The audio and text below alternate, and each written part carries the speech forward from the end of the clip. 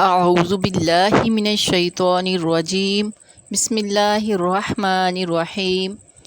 اللہ تعالیٰ کا بندہ بننے کے لیے عبادت کی راہ اختیار کرنا بڑا ضروری ہے، کیونکہ عبادت ہی کو اپنا کر اللہ کا قرب حاصل ہوتا ہے۔ عبادت انسان کو ظاہر اور باطن کی گندگیوں سے بالکل پاک صاف کر دیتی ہے۔ عبادت سے اللہ پر توکل قائم ہوتا ہے۔ عبادت اللہ کی محبت پیدا کرتی ہے، غرض کہ اللہ کی عبادت ہی وہ اصل راہ ہے جو بندہ کو واصل باللہ اور بقا باللہ بناتی ہے۔ لہٰذا انسانی زندگی کا اصل مقصد صرف اور صرف اللہ کی عبادت ہونا چاہیے۔ عبادت کی سب سے مکمل اور جامع صورت فرض نمازوں کی ادائیگی، فرض روزے رکھنا، زکوٰۃ ادا کرنا اور حج اور عمرہ ہے۔ اس فرض عبادت کو صحیح طور پر پورا کرنے کے بعد اگر کوئی شخص مزید اللہ تعالیٰ کی عبادت میں کچھ محور رہنا چاہتا ہو تو اس کے لیے نفلی نمازیں، نفلی روزے، ذکر الہی کے لیے وظائف کا پڑھنا اور رات دن میں کثرت سے نوافل پڑھنا بہت ہی افضل ہے۔ نفلی عبادت کے لیے بھی حضور صلی اللہ علیہ وسلم کی ذاتی نفلی عبادت ہمارے لیے مشعل راہ ہے، کیونکہ رسول اکرم صلی اللہ علیہ وسلم بذات خود بھی فرض عبادات کے ساتھ ساتھ کثرت سے نفلی عبادات کرتے تھے۔ رات دن میں چند نفلی نمازیں پڑھتے تھے، پھر ہفتہ بھر کے ایام میں مختلف اوقات میں نوافل اور ذکر الہی کی کثرت فرماتے اور مختلف ایام میں نفلی روزے بھی رکھتے، پھر سال بھر کے بعد 12 مہینوں میں اہم موقعوں اور اہم تاریخوں میں نفلی نمازیں پڑھتے اور بعض اوقات روزہ بھی رکھتے تھے۔ حضور صلی اللہ علیہ وسلم کا یہ تمام طریقہ کار ہمارے لیے ہمارے سامنے نفلی نمازوں، نفلی روزوں اور وظائف کی صورت میں موجود ہے۔ لہٰذا جو شخص بھی 12 ماہ میں کثرت سے نفلی عبادت کرنا چاہتا ہو تو اسے چاہیے کہ حضور صلی اللہ علیہ وسلم کے سنت طریقہ کو اپنائے۔ اسی اتباع سنت میں نفل نماز، نفلی روزے، تلاوت کلام پاک اور دیگر وظائف پڑھے۔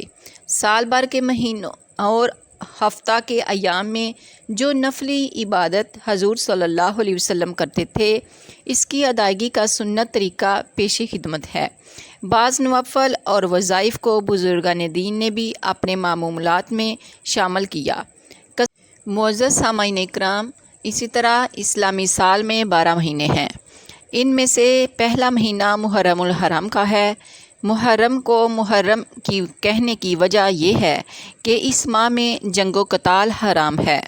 حضور صلی اللہ علیہ وسلم کے ارشادات کے مطابق ماہ محرم کو بڑی فضیلت حاصل ہے۔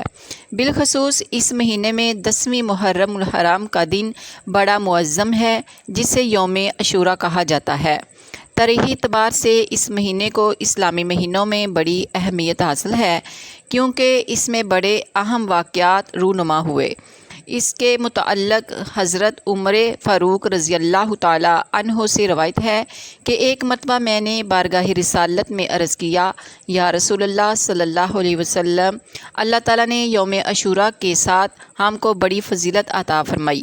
حضور صلی اللہ علیہ وسلم نے فرمایا کہ ہاں، ایسا ہی ہے، کیونکہ اسی دن اللہ تعالیٰ نے عرش و کرسی، ستاروں اور پہاڑوں کو پیدا فرمایا۔ لوح و قلم اور سمندر عاشوراء کے دن پیدا کیے گئے۔ جبریل امین علیہ السلام اور دوسرے ملائکہ کو عاشوراء کے دن پیدا کیا۔ حضرت آدم علیہ السلام اور حضرت ابراہیم علیہ السلام کو عاشوراء کے دن پیدا فرمایا۔ اللہ تعالیٰ نے حضرت ابراہیم علیہ السلام کو آتش نمرود سے عاشوراء کے دن نجات بخشی۔ ان کے فرزند کا فدیہ عاشوراء کے دن دیا۔ فرعون کو عاشوراء کے دن غرق کیا۔ حضرت ادریس علیہ السلام کو عاشوراء کے دن آسمان پر اٹھایا۔ حضرت ایوب علیہ السلام کے دکھ درد کو عاشوراء کے دن دور کیا۔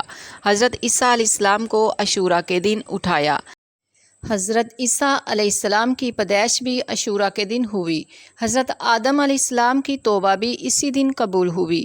حضرت داؤد علیہ السلام کو تاج تخت بخشا گیا۔